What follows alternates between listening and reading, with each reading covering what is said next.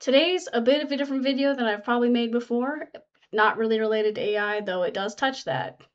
This channel does that a lot. But I had an idea for a guitar effect, like the sound effect on a guitar, like turning it into a pedal, based off of this Bible passage imagery. And so we'll get to that guitar effect, but I figured I would spend some time. I love doing it on this channel. It's just walking through, observing a text. I think, for me at least, the hardest part is observing. It's easy to jump to conclusions about what it should mean, what theologically, what the rest of scripture, with your life, but to just sit there and observe a text and just observe it is it's a challenge for me to just sit and get all that data and not try to jump to things. Specifically, I think the challenge is growing up in the church and having all of these preconceived theological notions that read into everything. But aside from that, it's my own responsibility to say, like, no, I'm just gonna literally look at what's in front of me. So the passage here is Exodus, which I know is everyone's favorite book. Let's remove the interlinear for now.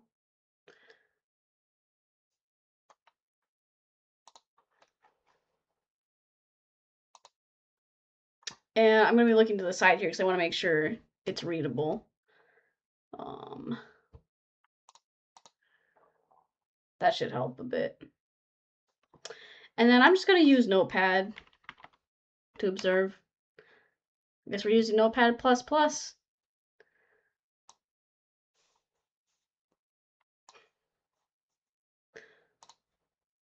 I love it for work, but I don't know that I need it for typing. Oh, this is when I jailbroke my Kindle. Huh? Don't ask. Okay, we're going to save this. Sure. I guess the last big thing I downloaded a bunch of stuff on was jailbreaking my Kindle.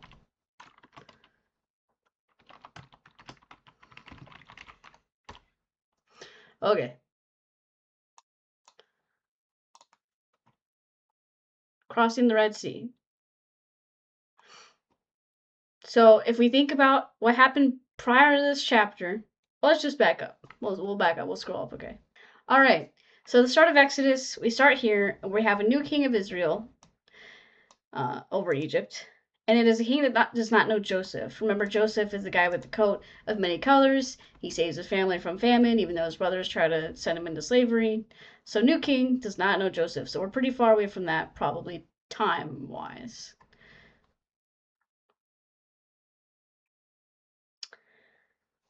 And they wanted to deal shrewdly with the Israelite people. They had heavy burdens. And I'm looking for a specific rule. Said to the Hebrew midwives, when you serve a midwife to a Hebrew woman, see them on the birth stool. If it is a son, you shall kill him. So all the midwives got the command to kill all of the Hebrew sons that were born. So then a boy named Moses is born, and his mom is like, I'm not doing that. And so she saves him, and she sends him down in the river in a basket. And then Pharaoh's daughter comes to the river and notices the baby in the basket, takes him in, and he grows up in the Egyptian royal household. So you got this Hebrew man growing up in the household. One day, Moses got upset with how Egypt was treating the Hebrews, so he killed an Egyptian, which probably wasn't the right move. I think we can agree on that. But it was out of his kind of like a just rage, but wrong way to go about it. So then he fled out into the country away from Egypt because he has killed someone now. During that time, during those many days, the king of Egypt died. So the king that was going to kill Moses, or all Hebrew sons, died. The people of Israel are still groaning because they were still in slavery. God saw the people of Israel and God knew. Now Moses was keeping the flock of his father-in-law, and he has the burning bush encounter. We all know that. God calls him to deliver his people, and Moses is like, how are they going to know it's me? Who are you? I don't speak well. have my brother Aaron do it. And there's that whole debacle. And I think we're pretty familiar with, like, then he goes back. He's trying to get the people out of Egypt from Pharaoh. But that Pharaoh, he keeps hardening his heart. There's 10 plagues that you could read about if you really want to. God promises deliverance, though, through it all.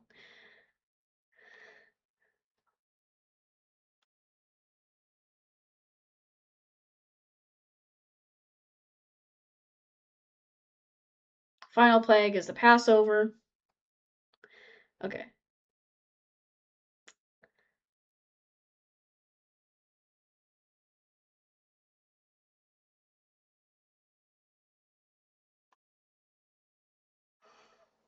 So they left quickly after the firstborn.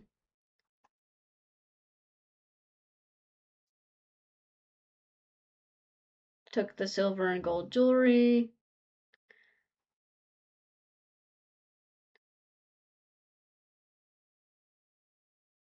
Okay, there's a feast for the unleavened bread. So at this point, Pharaoh lets the people go. When he lets the people go, God did not lead them by way of land of the Philistines, although that was near. For God said, lest the people change their minds when they see war and return to Egypt. God led the people around by the way of the wilderness toward the Red Sea. And the people of Israel went up out of the land of Egypt equipped for battle. Moses took the bones of Joseph with him. So this is like a long event. This isn't just like within a couple hours they're doing this. Like, it's an event for them to be let go, for him to collect the bones of Joseph, for them all to get moving into the wilderness. God will surely visit you, and you shall carry with the bones. Okay. And the Lord went before them by day in a pillar of cloud to lead them along the way, and by night a pillar of fire. So this is kind of a shout out to what we'll see in the desert a while, or in the wilderness for a while. But obviously they're traveling night and day. They're not just traveling. It's not just like he lets them go immediately and in the next few hours. Like, this is a night and day event. At least one night and day.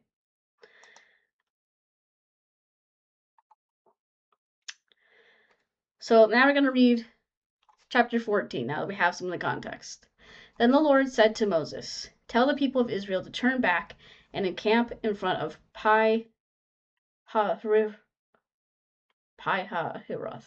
between Migdol and the sea, and in front of Baal-zephon, and you shall encamp facing it by the sea. For Pharaoh will say of the people of Israel, they are wandering in the land, and the wilderness has shut them in. And I will harden Pharaoh's heart, and he will pursue them, and I will get glory over Pharaoh and all his host. And the Egyptians shall know that I am the Lord." And they did so.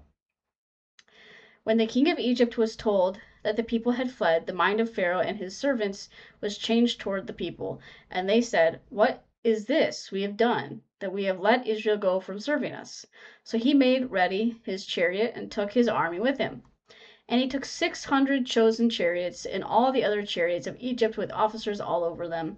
And the Lord hardened the heart of Pharaoh, king of Egypt, and he pursued the people of Israel while the people of Israel were going out defiantly. The Egyptians pursued them, all Pharaoh's horses and chariots, and his horsemen and his army, and overtook them and encamped at the sea by Hahiroth, in front of Baal-zephon. When Pharaoh drew near, the people of Israel lifted up their eyes, and behold, the Egyptians were marching after them, and they feared greatly. And the people of Israel cried out to the Lord.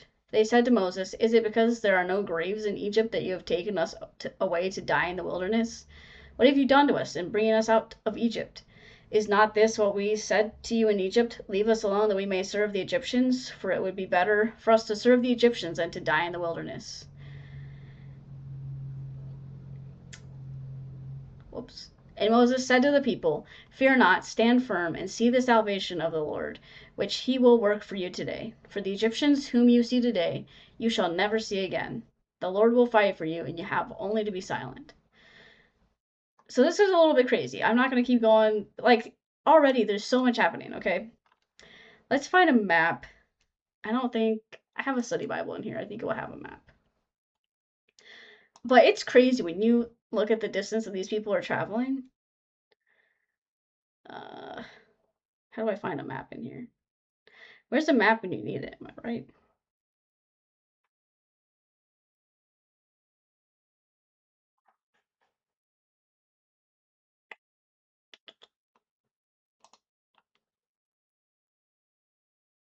Not helpful.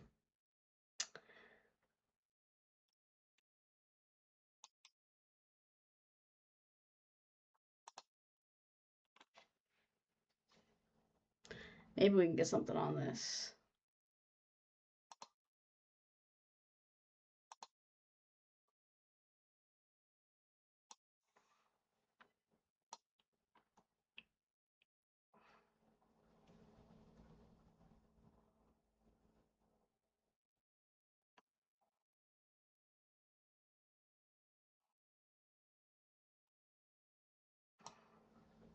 Okay, so they don't know exactly where this Pahuroth thing that I can't say is. But over here, okay, this is not helpful.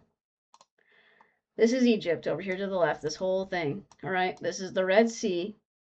This is also part of the Red Sea. But look how wide this is. Even if they cross this thing, that's like 100+ miles. And even if they just cross this, that is 30 miles across this. Okay. I know I'm foreshadowing. That happens at some point, maybe. Spoiler alert. But okay, they come out of Egypt and they're camping. They're not quite out of Egypt. They're like right along the border here. Kind of by some of this water.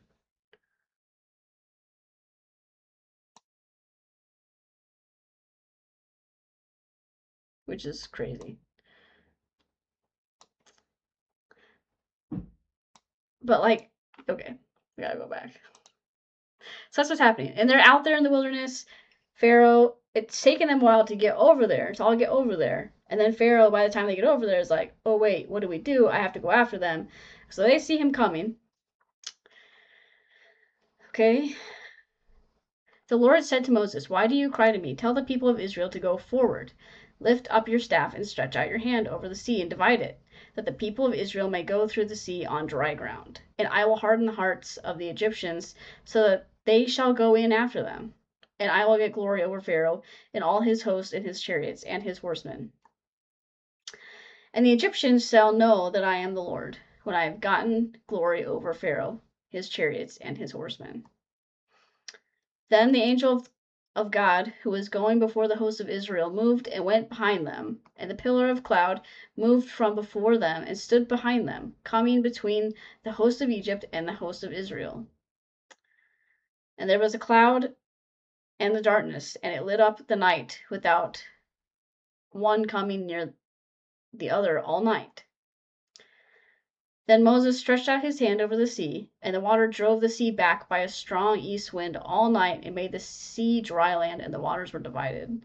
And the people of Israel went into the midst of the sea on dry ground, the waters being a wall to them on their right hand and on their left.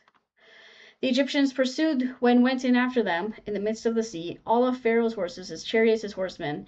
And in the morning watch, the Lord in the pillar of fire and the cloud looked down on the Egyptian forces and threw the Egyptian forces into a panic, clogging their chariot wheels so that they drove heavily.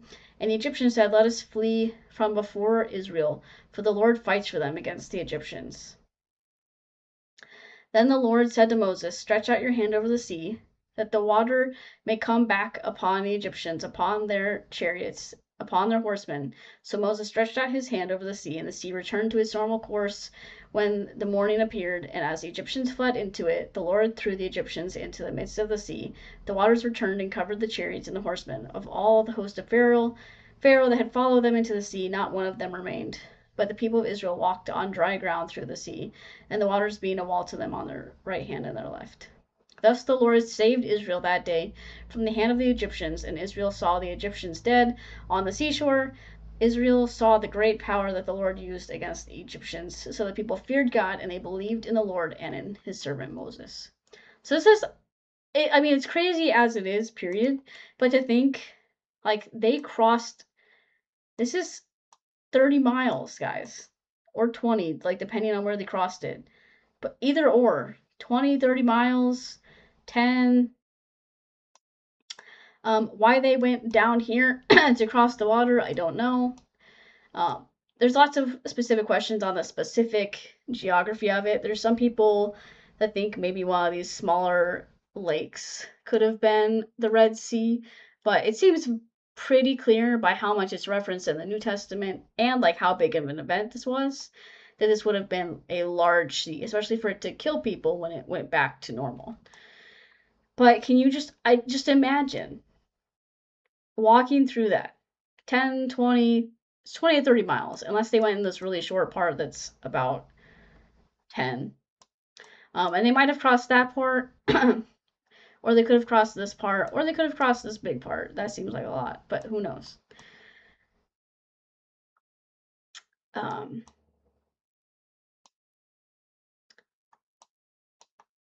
But that's a lot to cross. And this is like a whole night event. That's one thing that I didn't notice until I reread this chapter, that this is happening at night.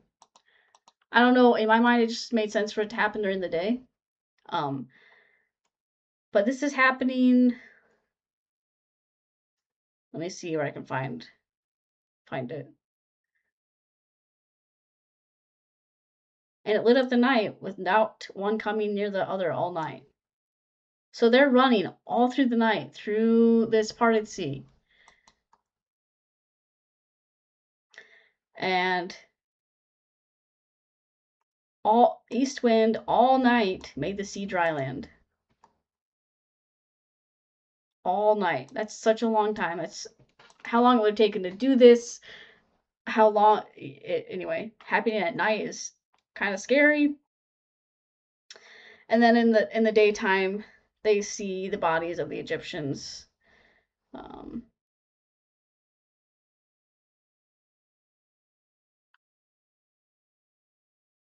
That day. I guess it could have been not that day. Not this might be like that time frame, or it could be that literal day.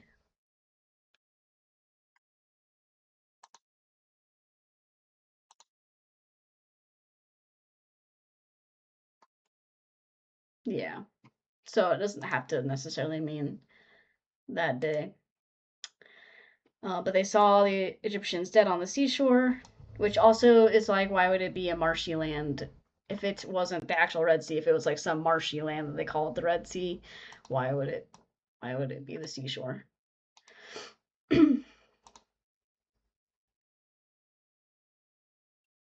Yeah. So I don't want to walk through every single observation because genuinely to do a practice in observation, you should be able to take 10 verses. Every 10 verses, sorry, I went too far. Every 10 verses, you should be able to pull out 25 observations. 20 to 25 observations, which will take a long time. But observing it is going to pull out stuff like that whole little tidbit on it being nighttime and all of that. So I haven't done this before. I'm doing this in front of you. We'll do verses 1 through 9.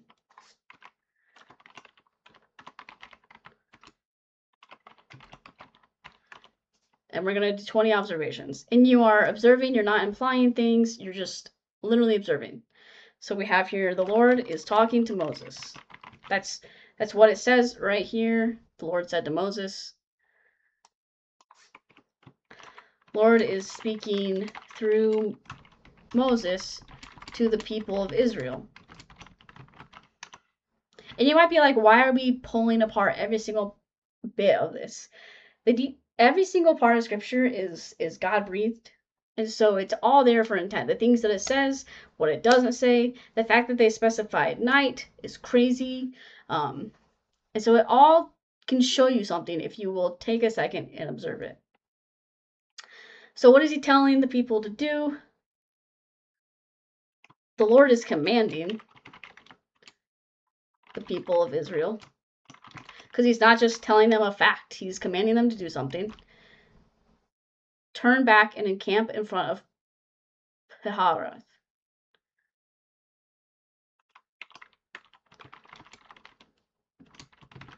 After leaving to camp.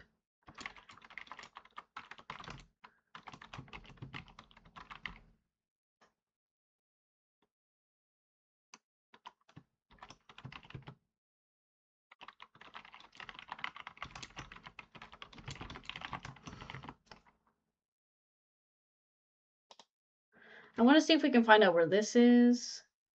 Because I didn't see Migdol on this map. We see a lot of, like, could be... I understand they might not know where it is.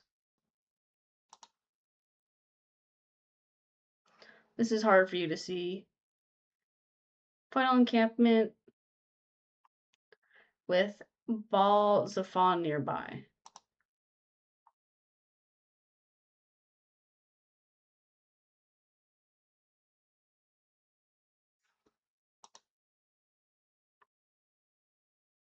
Northwest of the Red Sea.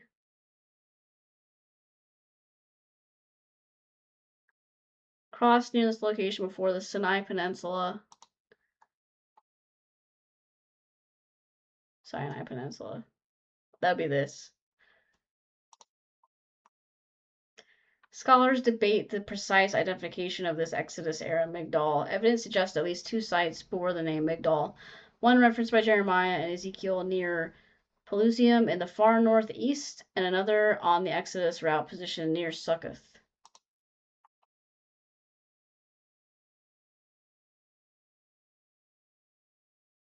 Oh, there's Succoth.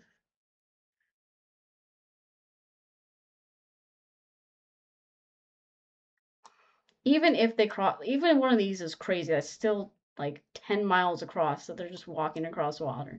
It doesn't really matter which of these things they crossed. It wasn't a swampland. It's crazy. I believe that they crossed the Red Sea down here. But any of them are possible. I looked up Red Sea paths.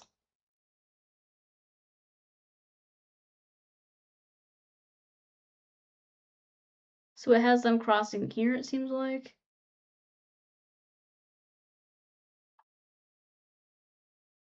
Oh, I think they crossed over here. Let's see.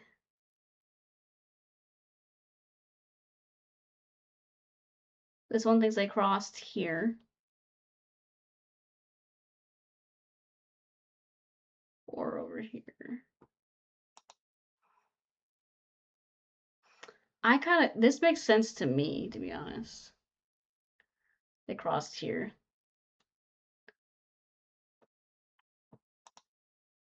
But as you can see, there's not a strong consensus.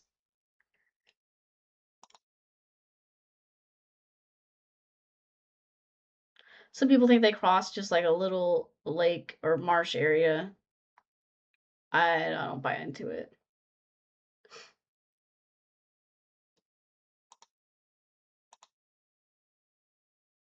Even this would make sense to me. They cross at the top there. Or cross down. They crossed a large body of water that shouldn't have been crossable. That's the point. Okay, back to our observation.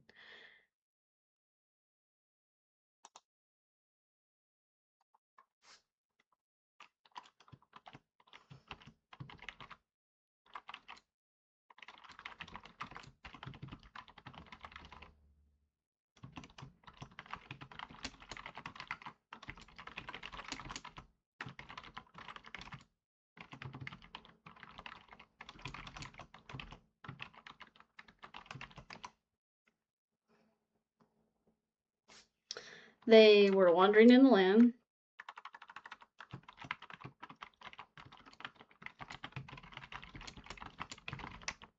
That's a theme, for sure. Wilderness.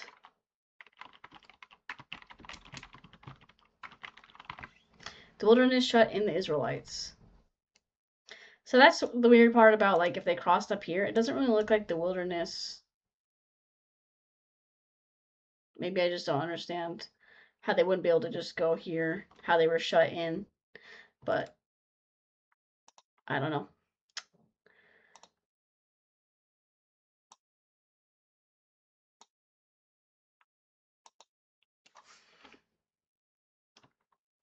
God promised to harden Pharaoh's heart. So that's eerie. If you read all the Exodus story, you read through different times where Pharaoh was hardening his own heart, but also several times where God hardens his heart. So that repetitive.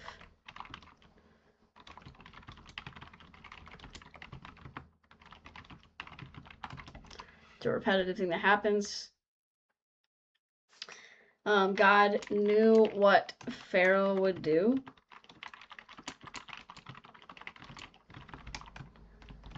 God told the people of Israel what Pharaoh would do. See, here, right now, a reason why we just observed that. Do you remember when we're down further in the story and they see Israel and they're like, great, now we're just going to die out here? Did they forget that God told them Pharaoh would pursue them? And he also told them that he would get the glory over Pharaoh and all his host? Anyway, that's why you observe, guys. Or you would have missed that God told them what would happen, and he told them that Pharaoh would pursue them. And still, when Pharaoh pursued them, they went, we should have just died in Egypt. What are we doing out here? As if they weren't told what would happen. We do the same thing, so whatever.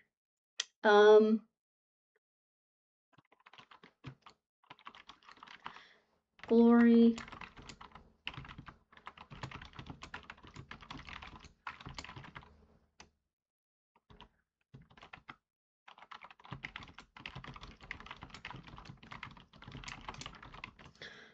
So that's interesting. Because a lot of the Egyptians die by this, but I guess the remaining ones, get to learn about the Lord. So we're actually not even out of verse 4, and we have 15 observations. This is what you gotta do. Okay, now something. And they did so. Who's they? Am I missing something? And they did so. Oh, they went and camped. Okay, got it.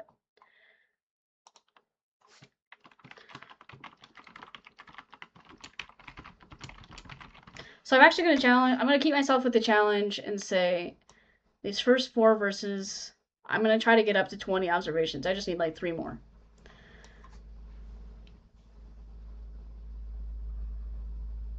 Turn back.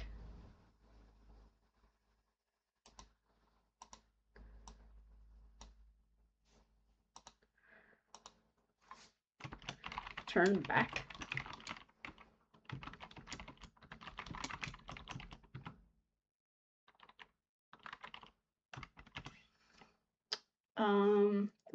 That phrase has me interested.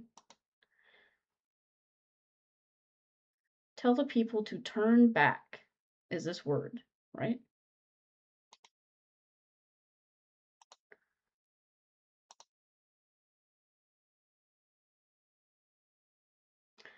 So they went somewhere. Maybe they went further and he told them to go back. A little bit crazy. But they did. So at that point, they must have trusted God because they actually did what he said and they went back.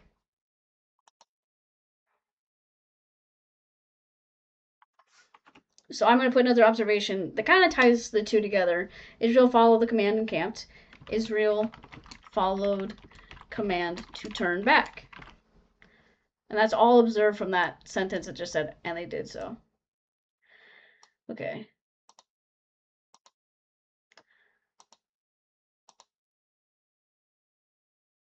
Migdol in the sea. So he basically tells them to, like, okay. You shall encamp facing it.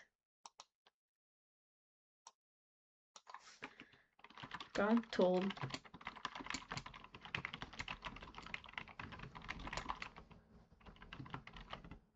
So I would assume they're facing west, because the sea would be east.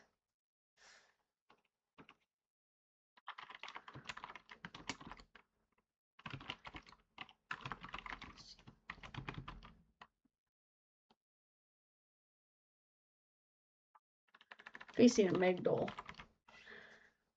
Because between Migdol and the sea, in front of Baal Zephon, you shall encamp facing it by the sea.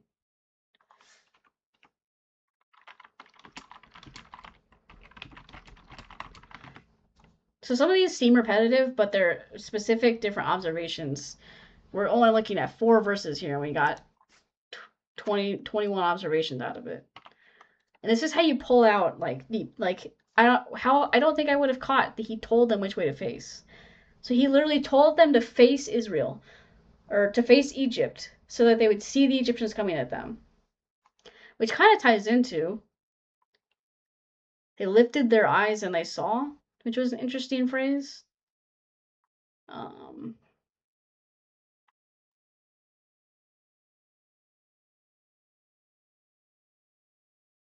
It's back here. Here. The people of Israel lifted up their eyes, and behold, lifted up their eyes.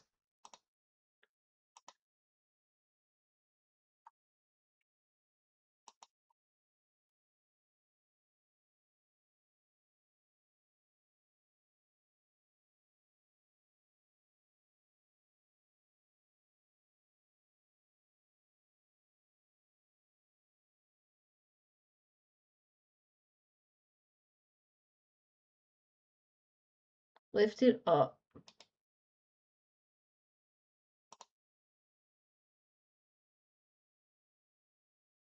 I don't know. It's just interesting phrasing.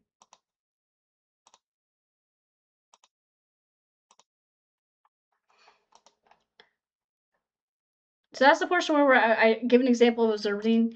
You should be able to take the whole passage, like now take 5 through 10, and take the little paragraphs and get 20 observations out of them before you move on to interpreting stuff.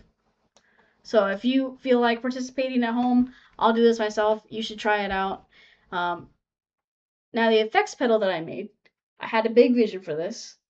I envisioned an effects pedal that splits sound kind of to mimic the splitting of the Red Sea. And we'll get into that next. All right, for those intrigued, this is the section where I will talk about the guitar pedal just briefly for this video. Doesn't look like probably how you'd expect one to look like. This is the effects are these different trips and the capacitors. This is the output that goes to my amp over here, and this is the input for my guitar. Yeah, and it's all running off of this test unit thing, power-wise. For many of you, that's probably all the information you really want out of it, other than what does it sound like. And before, it doesn't sound phenomenal. This isn't production level quality guitar effect. This is just, I tried to get something. Anyway, it takes a signal and then it splits it into 2 octaves, a higher octave and a lower octave. And the higher octave has a tremolo on it, the lower octave doesn't. There's space for potentially if I wanted to make it have reverb, but it would require probably programming using my DE1 board, which at this moment I did not want to take upon myself. But this is what it sounds like. Also, I have the option to switch between, when this knob is all the way down, it's all the upper octave signal, and when it's all the way up, it's all the lower octave signal. And so I can kind of blend how it's going to sound. Yeah, and I'll give you a sample. It's not going to sound perfect, okay? So if you have a good ear, you can probably already hear that the amp is clicking. That's the tremolo effect. I can turn it down. All right. So this is fully in the upper octave part.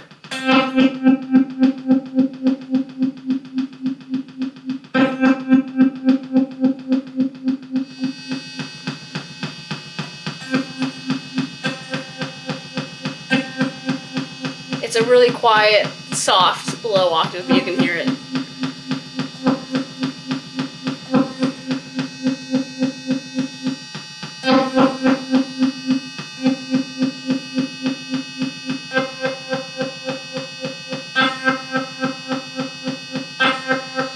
That's my effects pedal.